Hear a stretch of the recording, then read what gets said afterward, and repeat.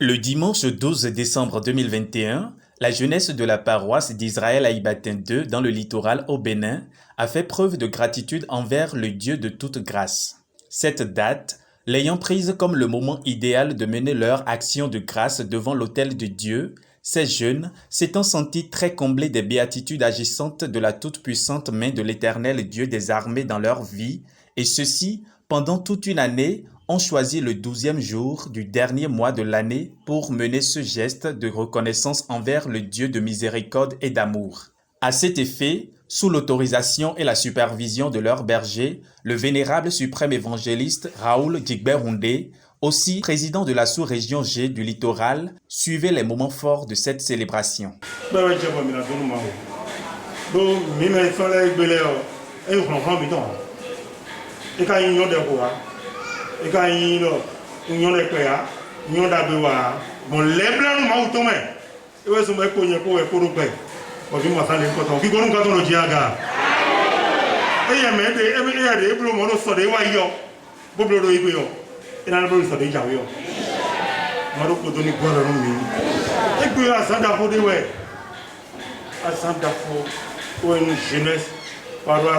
Israël a battu téton. Do fi mi go si on li mi lo fi le bi to do koroko akara to nu bi ka mara on jeunesse a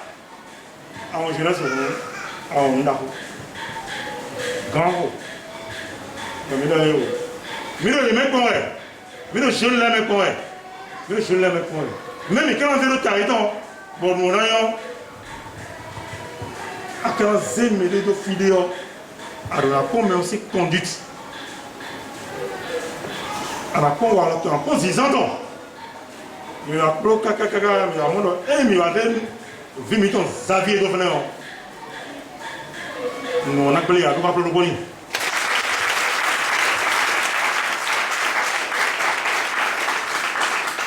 En ce moment qui demeure un grand tournant dans l'histoire de la jeunesse de notre paroisse marque le début d'une nouvelle dynamique qui pérennisera dans les temps au nom de notre Père Céleste.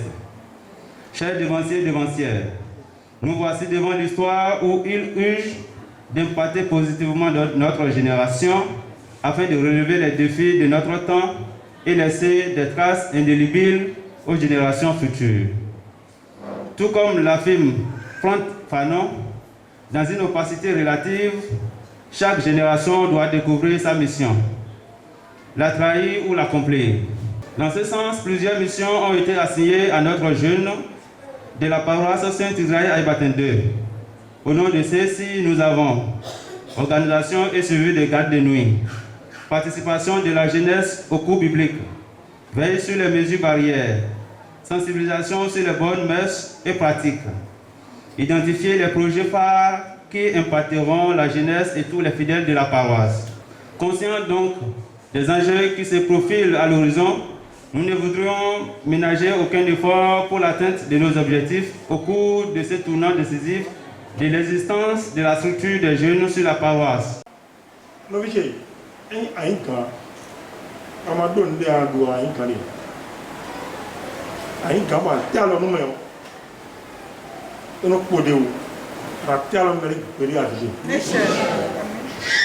Ana mambo dugo tion a l'idée assez pour dire rien aliénation do ebelia mado kodona sewe do aga madio bere ko relève de qualité bandé relève de qualité mais na dio miso bo ko debuna dia mais na dio miso bo ina mono mere confi pour ka former mere la do fi mo dido bon mi fi debuo ko me tana no. Une grande fête a été organisée et dont le culte la célébrant a été conduit par l'assistant leader Clément Agougnon de la paroisse en fête.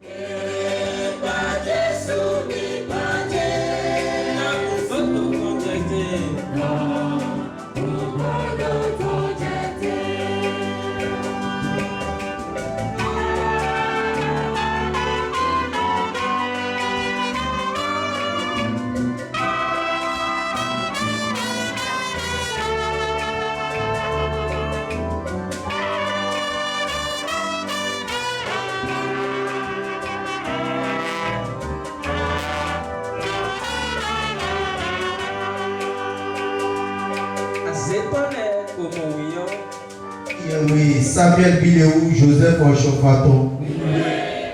Dieu Yahweh Aboussisen Wiwe Olontonton. Togulo Blebo Yiko Me Wonoto Afonweke. Aïbalo Saint Israël Aïbaten 2. Agulo Blebo Yiko Me Wonoto Afonweke. Wendo Miton Le Oviasi Asu. Adito adinomi tole po mi ko me huno to afonu eke na bweme mi je to klana azanchi do po azanchi awe to we mi le wa de to nu kon to ito afonu eke eyi ko me hunda ko de na mi do ki gwe na mi ko to ito lono le me okuru no pa do to ina na hola mi do bi ba se bi le wa bro mi na bro ka mi da be de ni kon to eji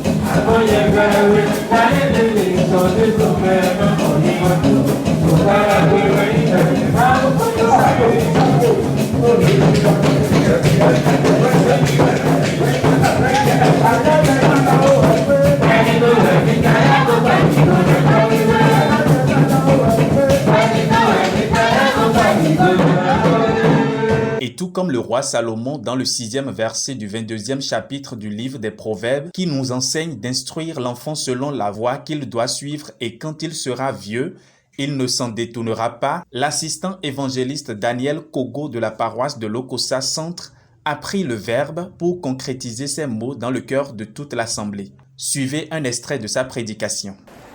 Et akota pɛbɛ akota Israël dɔɔbi bon kpagbe mɔn kɔtɔn dali edzi Isaac lɔ ewa dzi Jacob lɔ wɛ esɔdiɔ yina bo yɔ lɔ Israël miu me Israël vi to egbe mi Jacob si ofi wɛnue Jacob drona di ovie ti vi wiawe mando wiawe Israël dans l'air ovie to frère no Joseph 1907 ans les wa du gado Égypte gbogbo famille to le ko wa frère do fina we Israël wa ba pe égyptien ayi gba didi odre so adi ona Israël ile yo meke ko subo gba pe bo drona ni du budu to ayi ba loton aïe les Égyptiens les fonds de Yédi, Pharaon est tout nous qu'on a vendu, voyez à force tout voyez nous. Au visage de la Yédi nous tu les saumons pas au bout de. Les enfants d'Israël partis et campaient dans les plaines de Moab. Oui. Au-delà du Jourdain. Oui. Vis-à-vis de Jéricho. Oui. Balak fils de Support et tous ceux. Tous les frères Moab ils lèvent ton frère. Au bois de Yédi, il a Israël sonné tout miton ya. Nous enfants on lui dit. Et toi Ibasi verset 5. Il envoya des messagers au grand ottoman coton et il a eu le Balak et do maintenant Balam y a regardé mais il dit do doche mais non mon et do moi et bla et mon tout belé et do maintenant Balak a fallu do maintenant Balam do. Voici ne do ho na kan to Israël na emni do so gan ku ya fun ka Israël bo do to Israël ti Shiba de verset 12. Dieu dit à Balaam. Dieu donna Balaam dans le dos. Tu n'iras point avec eux. Amana il frein bo basi no yedo ani basi ba amana ko de do Israël ba. Oui. Tu ne maudiras point ce peuple car il est béni. Amana do ho na kan nous souci ça de pepe Israël bédé na auto da bédé ouais. Akota do yen ko kan do we go chemin bodo no yan kan de maso kan ko ye go gbede me de no dro go de le me de ma dans à vous 23, 8. Nombre 23, 8. Comment maudirais-je celui que Dieu n'a point maudit? Bala qui doit béder, wawazon, yesoto mehan, balam, et bidou kakaboui. Envers le plan dans notre étoile, nous dit, yé grand lyonnais kaka gancho, balam yidon, yé ya vos salaire, pour passer, brena yilo diwewe, nado khole de Israël, Shiba, et un vague de flin, balam doit être, tout non mais moi, mais ton main. Et maman, il a canté tout Hidalgo. Et bien, il y a un certain Bléhuedo, mais au clon, ma Bléhuedo. Oui, Tommy. Comment serais-je irrité quand l'Éternel n'est point irrité? Comment serais-je irrité quand l'Éternel n'est point irrité? Comment maudirais-je celui que Dieu n'a pas maudit? Mais tout besoin de ça, va m'en et toi, le clon, non, oui. Il faut tout nous les gons, nous pouvons le parler, il nous va y lit, nous montons à contourner tout le temps, nous blaguons quand tu prends oiseau, nous avons l'air, et Dieu donne à être nous mettons à faire l'air, Dieu donne des cotonami, mais des masogas ou des domis.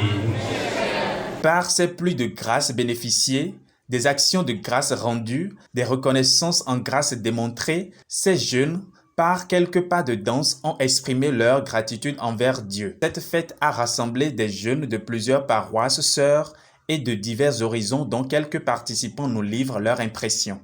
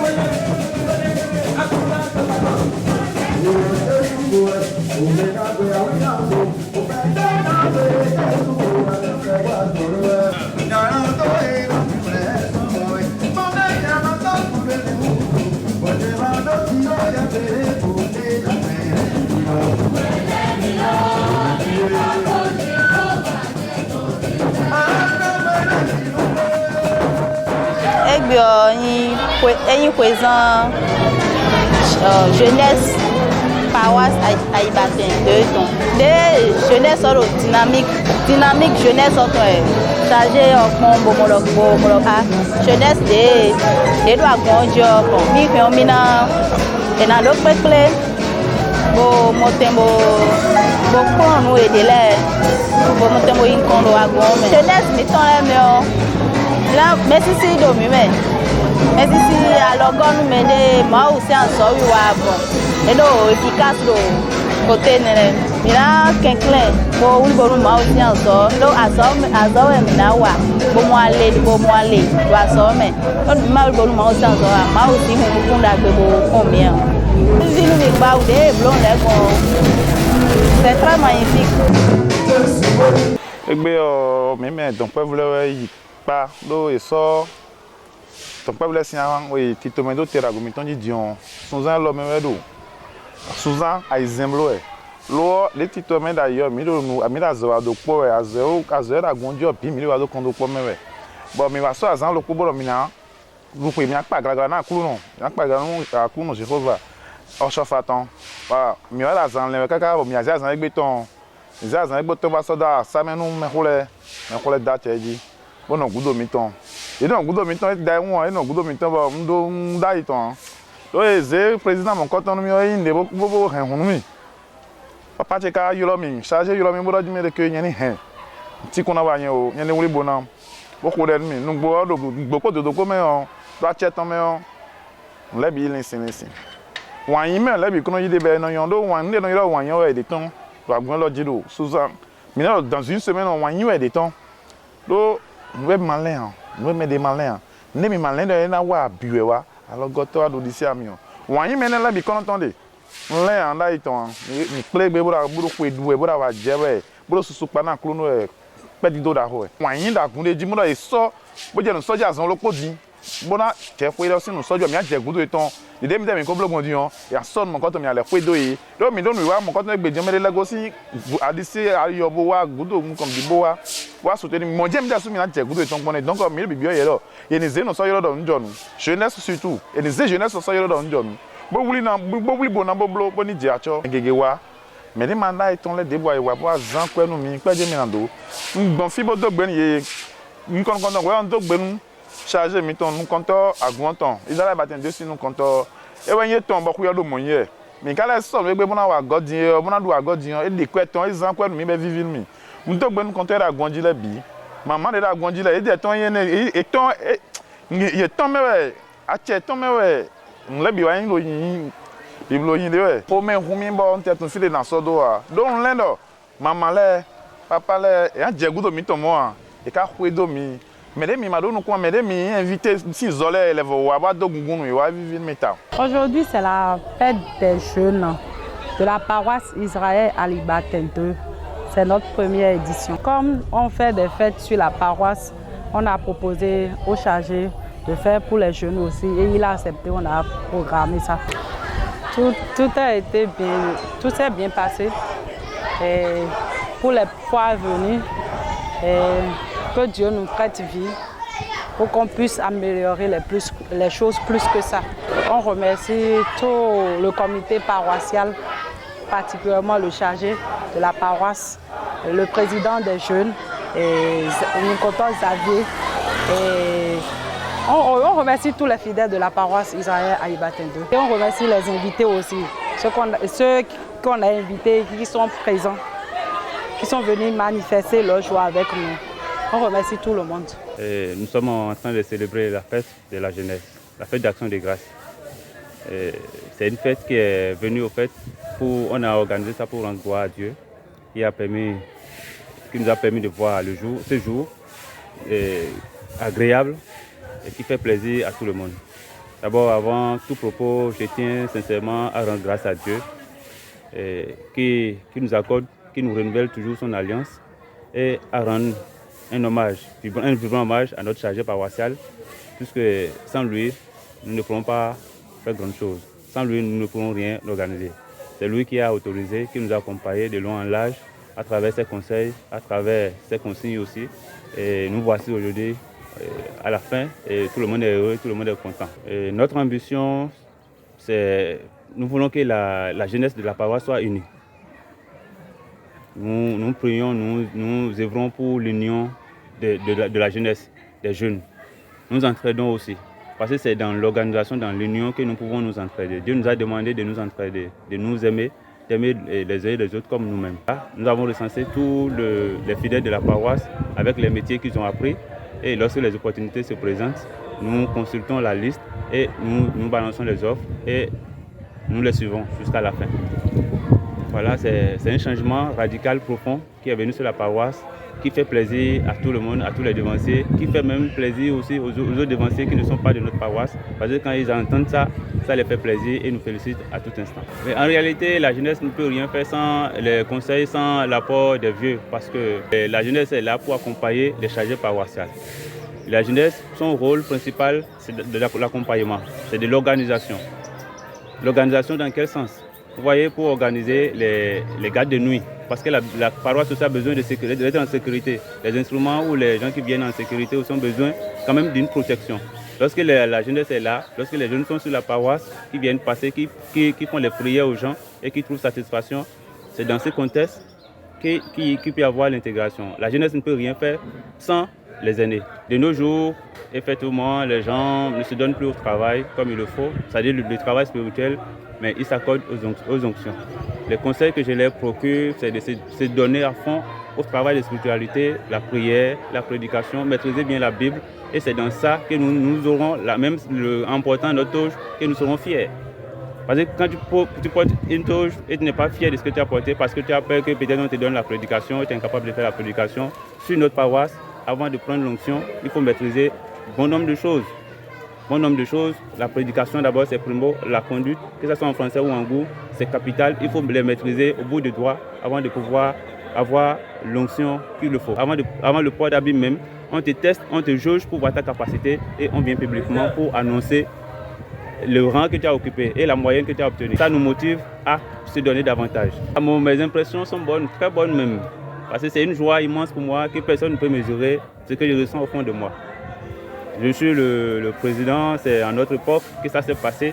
Nous allons laisser des traces de notre passage et c'est important pour moi et c'est important pour tout le monde. Pour tous ceux qui sont venus nous soutenir, je les témoigne de ma gratitude d'abord, du soutien qu'ils nous ont apporté et que Dieu de Chofa qui bénit, qui rehausse, les bénira abondamment et richement.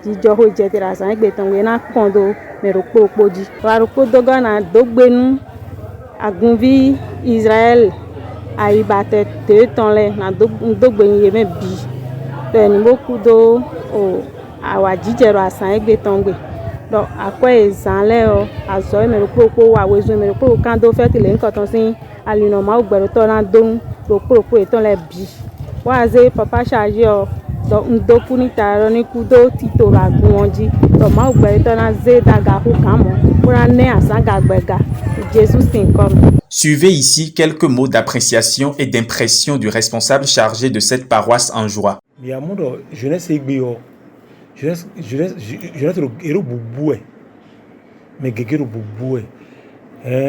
fausse de connaissance. Do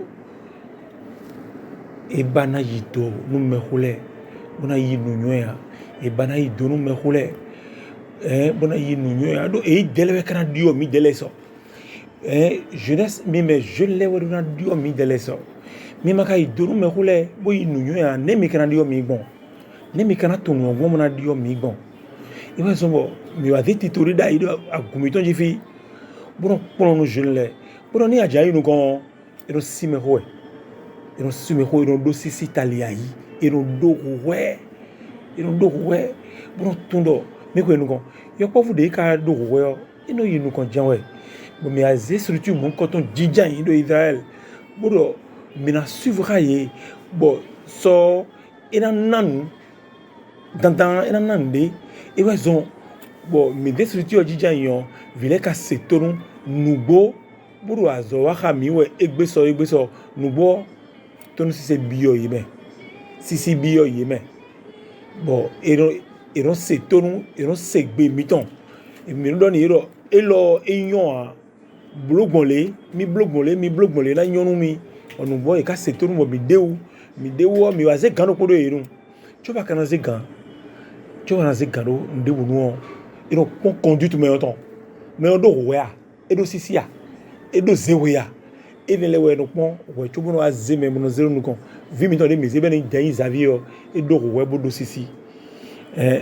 iwo so mi dero no kon we egbe yo edo organiser ko ibo mi na du ko bo na khle ma o do mi ko ekunze ye ya o nu bo si ko ne mi de yo ira zo wa we bodo action temele meni da gonji we bodo tito blo agon le dio do alo ito me mi modo e we no kon nous kabani ye mi deo ejene sisi rowe taliayi si mero enisito bo sinon e ma konto no kumeo e ma pono no kumeo e ma pon no konto de busi no kumeo no konto do kumeo e no do sisi bono do rowe e gbedion je l'ai e son do sisi no konto a son de maman e no va fu no konto ignon a e de kekle bodo rowe ba yi no kon mbado mo je laisse e bidi komo to dako dako le eni gbako dako dako le mi dele ma o blo mi do bo pourquoi e kana blo me ko mi ko na so wale do a ina blo e do Jesus sin ko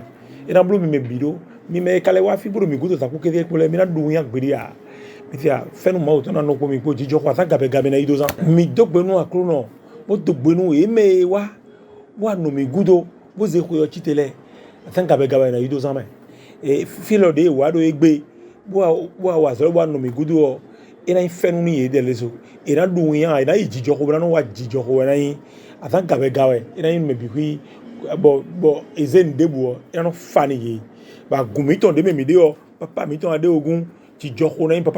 Voilà une très belle fête célébrée dans le respect des gestes barrières et bien organisée dans le respect strict des recommandations du Saint-Siège et qui a été clôturée par la coupure du gâteau.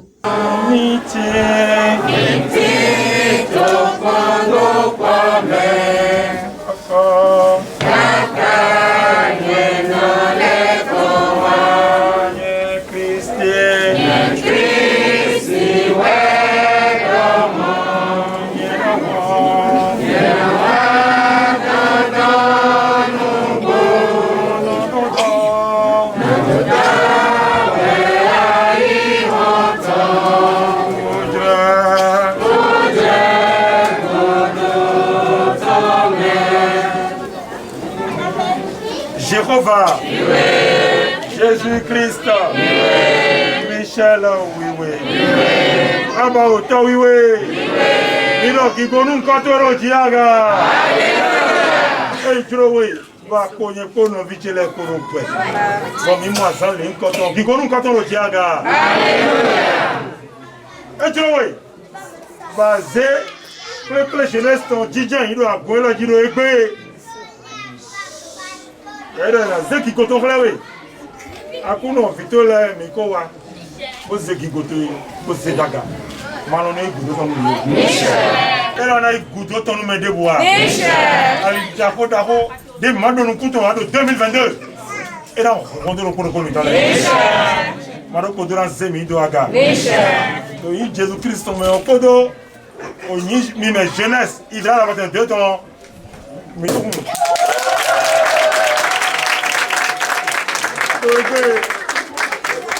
mi se gâteau do acheter autant ton mais do acheter vite ton mais do acheter gbigbo we ton mais ko e gbe fian sa e na do na do ma vonu mi a che na kondeji ni ko Jesus Christ ton mais